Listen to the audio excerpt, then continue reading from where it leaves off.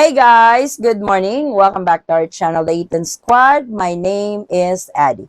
So for today's video, ito siguro ang update na ayaw nyong marinig kabayan. Kasi akala natin nasa pinaka-last update na tayo or pinaka-last na pagbabago sa e-travel. Pero maling-mali tayo kabayan. Yes! Tama po ang hula ninyo. Meron na namang pagbabagong magaganap sa e-travel. Ano-ano ang mga ito? Details coming right up.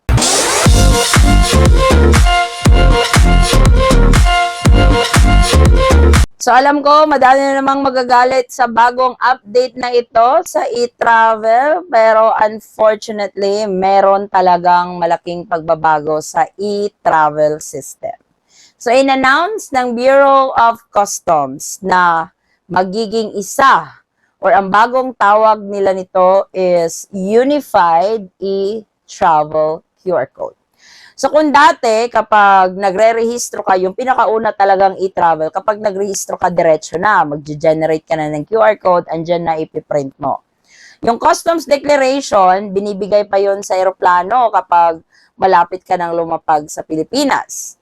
Tapos, may bago na naman silang update na ganun pa rin, rehistro diretso sa e-travel. Tapos, nilagay nila yung customs declaration na ida-download mo, ipiprint mo, at i-fill out mo siya manually. Yung pinaka-recent revision nila sa e-travel is gagawa ka na ng account. So, hindi na kagaya nung dati na diretso registration. Eto, mag-create ka ng account, may login ka, may password.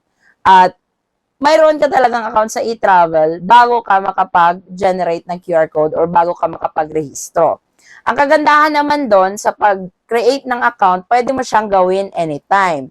Then, yung pag-register sa e-travel, 3 days prior to departure. So, akala natin last na talaga yon. Tapos, may bago na naman silang update na in-incorporate nila yung customs declaration sa e-travel. Yung hindi mo na siya i-download, hindi mo na siya i-fill out manually. So, after mo nag-register sa e-travel, diretso ka sa customs declaration. May dalawa kang QR code. Isa sa e-travel at isa sa customs declaration. Dati nga may sariling website yung customs declaration. Pero ngayon, inisa na talaga nila na website. So, ayun na nga. Yung iba nating kababayan, syempre nahihirapan sa pag-fill out kasi minsan nagkaka-error. Tama na sana yon. Ngayon, may announcement na naman po ang Bureau of Customs. At ito na nga, yung malaking pagbabago sa e-travel system, kanila nang pag-iisahin. So, iisang QR code na lang kabayan. Yung QR code mo for arrival sa Pilipinas at yung QR code mo sa customs declaration, iisa na lang.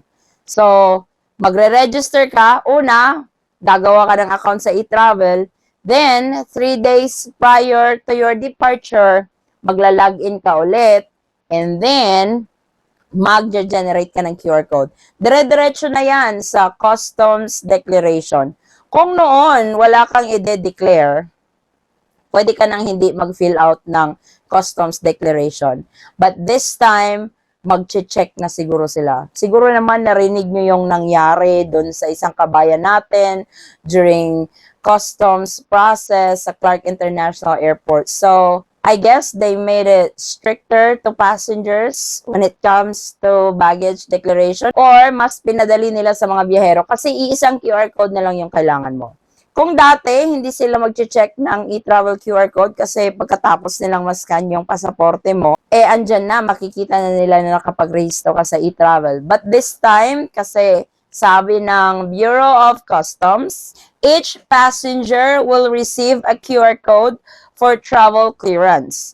When they arrive or depart, they need to show their passport to the immigration officer for registration and the QR code to the custom officer for clearance. So, mukhang mag-check na sila kabayan. Ito na nga yung mga pagbabago. Passengers arriving in or departing from the Philippines will soon experience a seamless customs process with the upcoming implementation of a unified QR code in the e-travel system. So, ito yung sinasabi ko kanina, yung malaking pagbabago sa e-travel system na magiging isa na lang sila sa customs declaration. Starting on May 10, the Bureau of Customs or BOC and the Department of Information and Communications Technology or DICT will roll out a single QR code across all international airports in the country. So lahat ito may implement sa Terminal 1 at Terminal 3 ng NAIA, may implement ito. Clark International Airport, Mactan Cebu International Airport, pati sa Davao mai-implement ito. So, this is going to be nationwide. Kung dati, dalawang QR code yung hinahanap, isa sa e-travel at isa sa customs declaration, simula May 10, iisang QR code na lang yung i-check nila. At mukhang mag-check talaga sila kabayan, kahit na-scan na nila yung mga pasaporte ninyo. So, tandaan, lalong-lalo na doon sa mga pauwi ng Pilipinas, ito na naman ang panibagong update sa e-travel system. At doon naman sa mga kababayan nating kararating lang ng Pilipinas recently, kasi sabi nila May 10 sila nag-start. Nung nag-register ba kayo, lalong-lalo na doon sa mga kababayan nating kararating lang kahapon or today, nagbago na ba ang e-travel system natin? Huwag pong mag-alala, gagawa po tayo ng tutorial para dito, para may bahagi natin sa ating mga kababayan at may guide kayo kung paano ulit mag-register sa e-travel.